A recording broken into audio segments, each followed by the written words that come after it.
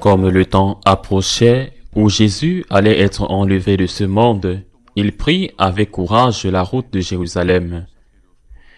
Il envoya des messagers devant lui. Ceux-ci se mirent en route et entrèrent dans un village de Samaritains pour préparer sa venue. Mais on refusa de le recevoir parce qu'il se dirigeait vers Jérusalem. Devant ce refus, les disciples Jacques et Jean intervinrent. « Seigneur, veux-tu que nous ordonnions que le feu tombe du ciel pour les détruire ?» Mais Jésus se retourna et les interpella vivement, et ils partirent pour un autre village. Acclamons la parole de Dieu.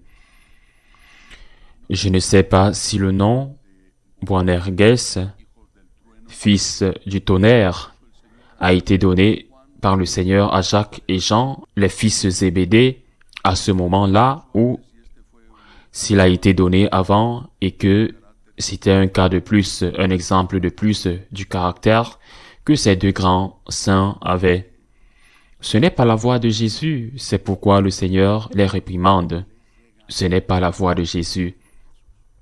L'évangélisation ne peut se faire par l'intimidation, par la pression, par la coercition, par l'achat. Le véritable amour ne s'achète pas. Le véritable amour ne s'obtient pas par la menace. Le Seigneur veut notre salut à tous. Il est venu pour cela, mais il ne le fera pas au prix de notre liberté. Saint Augustin disait, « Dieu qui t'a créé sans toi ne te sauvera pas sans toi. Tu dois collaborer avec la grâce. Tu dois collaborer avec la rédemption. Si tu refuses, le Seigneur ne te forcera pas. Il est vrai que l'enfer existe et nous devons nous en souvenir parce que c'est pédagogique et parce que c'est la vérité. De la même manière qu'un bon professeur avertit ses élèves que s'ils n'étudient pas, il les fera échouer. C'est pédagogique et c'est la vérité. Mais on ne peut pas se convertir uniquement par la peur. Et si, dans certains cas, c'est ce qui a motivé le premier pas, il ne s'agit pas d'une véritable conversion tant que la peur ne cède pas la place à l'amour.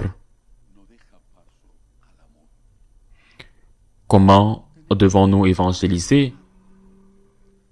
Pas avec des pressions, pas avec des menaces. Nous devons évangéliser en montrant le visage du Dieu qui nous aime, en montrant combien son amour pour nous a été si grand.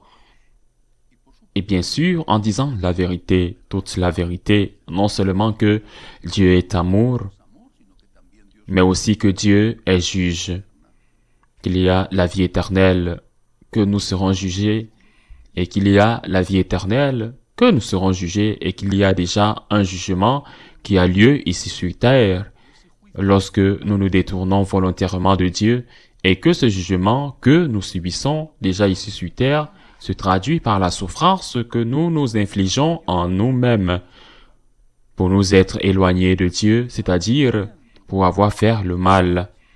Déjà ici sur terre, nous en subissons les conséquences car en faisant le mal, non seulement nous nuisons aux autres, mais nous nous nuisons aussi à nous-mêmes. Il y a d'autres choses que l'on peut faire sans être une pression, ni une menace, ni un achat, mais en étant intelligent. Par exemple, il y a des grands-parents qui font la catéchèse à leurs petits-enfants. Et quand ils font la catéchèse, ils leur apportent des bonbons. Ou ils vont à la messe avec les petits-enfants. ou les parents avec leurs enfants, et quand ils sortent de la messe, ils leur achètent une glace ou un bonbon. C'est une façon, non pas d'acheter leur présence à la messe, mais de les aider à comprendre que la présence à la messe est toujours quelque chose de bon pour la personne. On ne leur dit pas, tu dois croire en Dieu, sinon je vais te punir, parce que cette foi serait toujours une foi fictive, une fausse foi. Essayons d'atteindre le cœur pour que ce soit le cœur qui se convertisse et que la vraie foi apparaisse. Notre religion n'est pas une religion qui progresse sur la base de la peur, sur la base de la punition. C'est une religion qui a progressé et qui progresse sur la base de la conviction que Dieu existe, que Dieu nous aime, que Dieu s'est fait homme pour nous sauver et qu'il y a une vie éternelle. Ainsi soit-il.